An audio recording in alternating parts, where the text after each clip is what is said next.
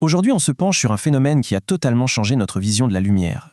Ça peut paraître étrange, mais cette question a beaucoup intrigué les scientifiques. Allez, on regarde ça de plus près. Tout commence avec Heinrich Hertz. Il a remarqué que la lumière semblait décharger une plaque de métal. On a appelé ça l'effet photoélectrique. En gros, la lumière arrive à libérer des électrons. Sauf qu'il y avait un problème. Ça ne marchait pas avec n'importe quelle lumière. C'était complètement contre-intuitif. Pour comprendre, les scientifiques ont bâti des expériences plus précises, comme cette cellule photoémissive. Et là, 3 choses bizarres. L'effet est immédiat, mais seulement si la fréquence de la lumière est assez élevée.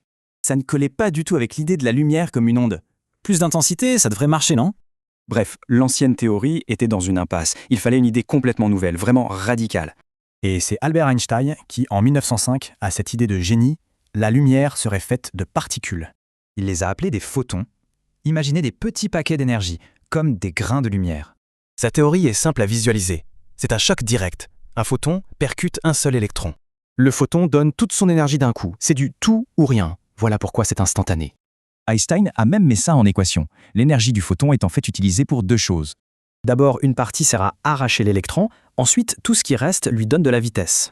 Et ça explique parfaitement le seuil. Si le photon n'est pas assez puissant, l'électron ne bouge pas. Mais ce n'est pas juste de la théorie. Cet effet est partout autour de nous. Regardez bien. C'est la base des portes automatiques, des panneaux solaires et même des communications par fibre optique. Alors, pourquoi c'est si important? Ça a prouvé que la lumière se comporte aussi comme une particule. Révolutionnaire. Ce qui nous laisse avec une question vertigineuse. La lumière, c'est une onde ou une particule? Ou les deux?